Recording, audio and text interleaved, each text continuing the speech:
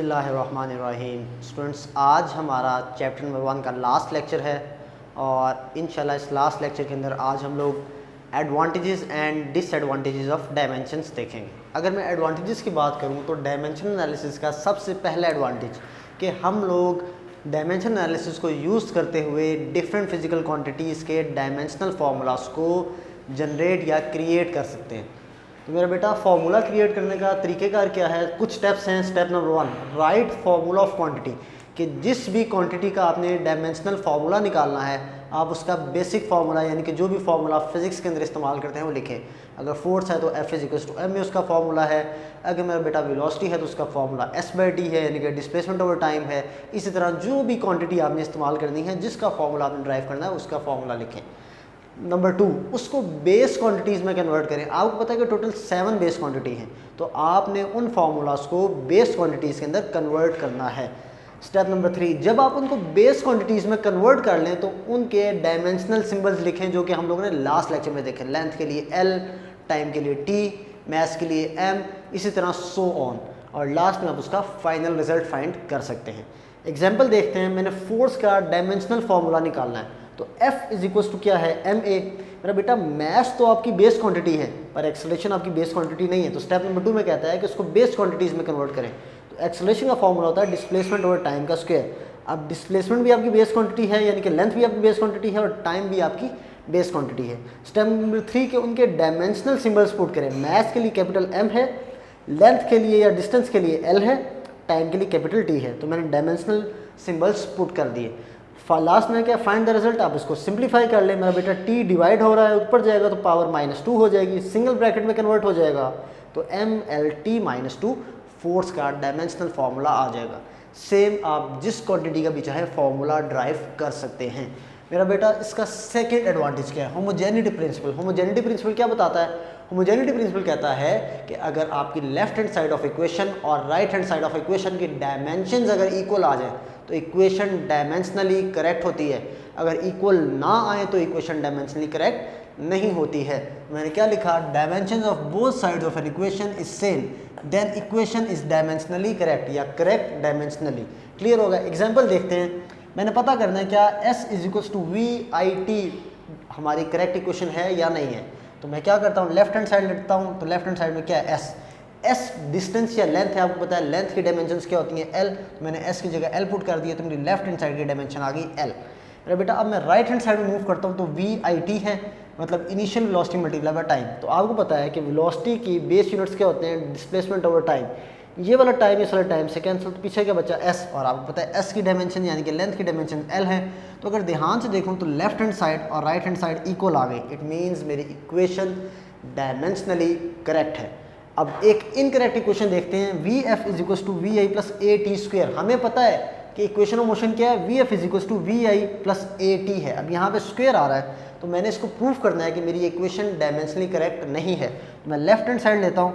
Final velocity होती है displacement over time, displacement length है, तो लेंथ की जगह आप L पुट करेंगे, टाइम की जगह आप T पुट करेंगे। इसको इक्वेशन को सॉल्व करेंगे तो LT⁻⁻1, क्योंकि नीचे अगर 1 है तो ऊपर जाएगी तो -1 हो जाएगी। तो ये मेरी लेफ्ट हैंड साइड है। राइट हैंड साइड क्या है, VI+AT, मतलब initial velocity plus acceleration into time. तो मेरे बेटा VI displacement over time, acceleration displacement over time का स्क्वायर।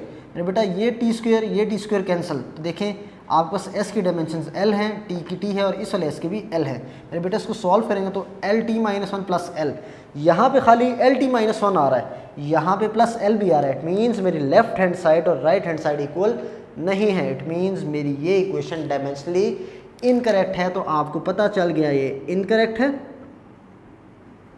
और ये आपकी क्या है, करेक्ट इक्वेशन है। तो इट मीन्स डायमेंशंस को यूज़ करते हुए हम लोग अपनी इक्वेशंस की करेक्टनेस और इनकरेक्टनेस को फाइंड आउट कर सकते हैं। हमारे पास लास्ट एडवांटेज क्या है कि इसको यूज़ करते हुए हम लोग अपना फॉर्मूला ड्राइव कर सकते हैं।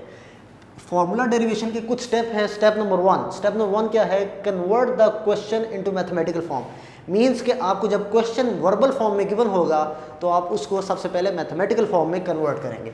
स्टेप नंबर 2, अब जब आपने उसको मैथमेटिकल फॉर्म में कन्वर्ट कर दिया तो जो आपकी डिपेंडेंट क्वांटिटीज़ हैं उनको आप कोई वेरिएबल पावर असाइन कर देंगे खुद से, A B C D, मतलब कोई भी आप वेरिएबल पावर असाइन करेंगे। स्टेप नंबर 3 मेरा बेटा, आप 1 बाय 1 हर क्वांटिटी की डायमेंशन को पुट करेंगे। स्टेप नंबर 4 आप क्या करेंगे, उन पावर्स को यानी कि उन क्वांटिटीज़ की पावर्स को आपस में कंपेयर करेंगे। और लास्ट स्टेप मेरा बेटा कि आप उन पावर्स को अपने इनिशियल मैथमेटिकल फॉर्म के अंदर पुट कर देंगे। एक एग्जांपल सॉल्व करते हैं तो आपको ज़्यादा बेहतर आइडिया होगा। मेरा बेटा मैं न्यूमेरिकल नंबर 1.4 सॉल्व करवा रहा हूँ ताकि आपका एक्सरसाइज का न्यूमेरिकल यहाँ पे कवर हो जाए।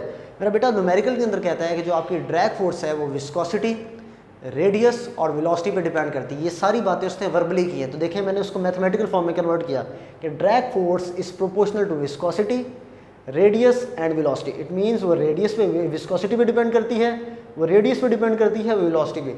तो पॉइंट नंबर 1 मैंने उसको मैथमेटिकल फॉर्म में कन्वर्ट किया। जब भी प्रोपोर्शनैलिटी का साइन हटाते हैं तो कोई ना कोई कांस्टेंट आता है, तो drag force is equals to constant viscosity radius into velocity. Step number 2 assign powers to dependent quantity. मेरा बेटा मेरी ड्रैग फोर्स इस कांस्टेंट पे डिपेंड नहीं करी क्योंकि कांस्टेंट की वैल्यू चेंज नहीं होती। इट मीन्स वो विस्कोसिटी, रेडियस और वेलोसिटी पे डिपेंड कर रही है। इट मीन्स मेरे डिपेंडेंट क्वांटिटीज़ क्या हैं, विस्कोसिटी है, रेडियस और वेलोसिटी है। तो मैं इन तीनों को क्या करूँगा, एक वेरिएबल पावर असाइन करूँगा। विस्कोसिटी को जो मैं पावर देता हूँ वो ए है, रेडियस को जो पावर देता हूँ बी है और वेलोसिटी को जो पावर देता हूँ वो सी है। मेरा बेटा स्टेप नंबर 3 इनकी डायमेंशंस को पुट करें। आपको पता है कि फोर्स की डायमेंशन mlt-2 होती है। विस्कोसिटी की डायमेंशन आपको फॉर्मूला यानी कि क्वेश्चन में गिवन है वो ml-1t-1 है। रेडियस लेंथ है तो लेंथ की डायमेंशन l होती है। वेलोसिटी लेंथ ओवर टाइम होता है तो इसकी डायमेंशन lt-1 हो जाएगी। मेरा बेटा पावर्स वैसे ही रहेंगी। अब मैं क्या करूँगा, इस इक्वेशन को सॉल्व करना स्टार्ट करूँगा। पावर अंदर मल्टीप्लाई करवाया तो m की पावर 1 है तो 1 multiply by a, -1 multiply by a minus a, -1 multiply by a minus a, तो m की पावर a, l की पावर माइनस ए, t की पावर माइनस ए। लेंथ की पावर, लेंथ को अगर मैं लेंथ की पावर 1 है तो 1 मल्टीप्लाई बाई b तो l की पावर b आ जाएगी। यहाँ पे लेंथ की पावर 1 है तो 1 मल्टीप्लाई बाई c तो l की power c, -1 multiply by c तो t की पावर -c। तो मैंने इस इक्वेशन को थोड़ा सा सिंप्लीफाई किया। मेरा बेटा अगर इसको फर्दर सिंप्लीफाई करूं तो आप जो सेम क्वांटिटीज़ हैं उनकी पावर्स को कंबाइन कर सकते हैं। देखें पूरी इक्वेशन के अंदर आपकी जो राइट हैंड साइड है वहाँ पे सिर्फ मैथ्स की पावर a है, तो मैंने मैथ्स की पावर a लिख ली। अगर मैं लेंथ की डायमेंशंस देखूँ तो लेंथ की पावर्स आ रही है -a plus b plus c, तो मैंने -a प्लस b और प्लस c को कंबाइन कर दिया तो लेंथ की पावर क्या आ गई, -a plus b plus c।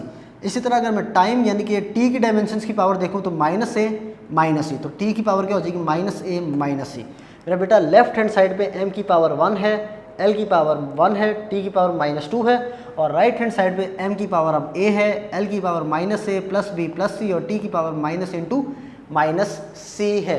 अब मेरा बेटा नेक्स्ट स्टेप में क्या करते हैं, पावर्स को कंपेयर करते हैं। तो मैथ्स की पावर्स को कंपेयर करें, लेंथ की पावर्स को कंपेयर करें और टाइम की पावर्स को कंपेयर करें, तो 1 इज इक्वल्स टू a आ जाएगा, 1 is equals to -a plus b plus c second equation आ गई, और -2 is equals to -a minus c third equation आ गई।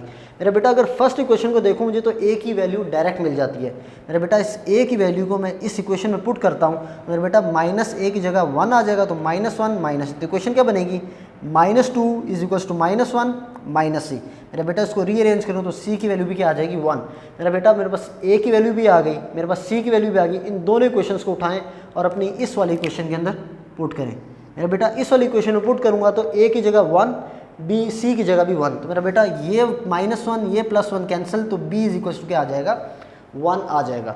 अब मेरा बेटा देखें a की वैल्यू भी 1 आ गई, c की भी 1 आ गई, b की भी 1 आ गई। तो लास्ट स्टेप क्या है, put the powers in mathematical form.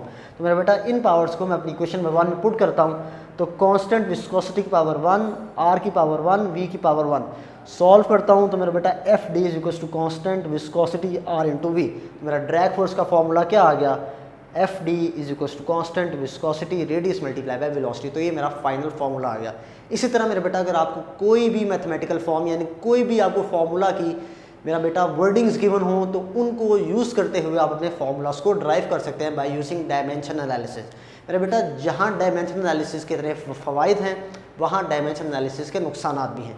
नुकसान क्या हैं, पहला नुकसान मेरा बेटा देखें फार्मूला हमने ड्राइव किया, क्या मुझे कांस्टेंट का कुछ पता चल रहा है, no, it means it gives no idea about constant. इस कांस्टेंट की वैल्यू का आइडिया मुझे डायमेंशन एनालिसिस नहीं देता। पॉइंट नंबर 2, क्या इसको देख के आपको अंदाज़ा हो रहा है, इस फॉर्मूले को देख के आपको अंदाज़ा हो रहा है कि whether the quantity is vector और अ स्केलर, तो means no idea about vector और अ स्केलर क्वांटिटी। नंबर 3 मेरा बेटा आपकी डायमेंशनल इक्वेशन यानी कि डायमेंशन एनालिसिस से बनाई हुई इक्वेशन हमेशा करेक्ट नहीं होती, वो समटाइम इनकरेक्ट भी हो जाती है। और लास्ट क्या है मेरा बेटा, इक्वेशन जिनके अंदर मेरा बेटा ट्रिग्नोमेट्रिक फंक्शंस, लॉगरिदमिक फंक्शंस और एक्सपोनेंशियल फंक्शंस आ रहे होते हैं मेरा बेटा, उन इक्वेशंस को आपका डायमेंशन एनालिसिस सॉल्व नहीं कर सकता। क्यों? क्योंकि मेरा बेटा लॉगरिदमिक फंक्शंस की भी डायमेंशंस नहीं होती, एक्सपोनेंशियल फंक्शंस की भी डायमेंशन नहीं होती और आपके ट्रिग्नोमेट्रिक फंक्शंस की भी डायमेंशन नहीं होती। तो जिन क्वांटिटीज़ की डायमेंशंस नहीं है उनको डायमेंशन एनालिसिस सॉल्व नहीं कर सकता। तो these are the advantages and disadvantages of dimension analysis. तो अल्हम्दुलिल्लाह यहाँ पे हमारा चैप्टर 1 कंप्लीट होता है। किसी को अगर कोई मसला हो तो नीचे कमेंट सेक्शन पूछ सकता है। Thank you so much. अल्लाह हाफ़िज़।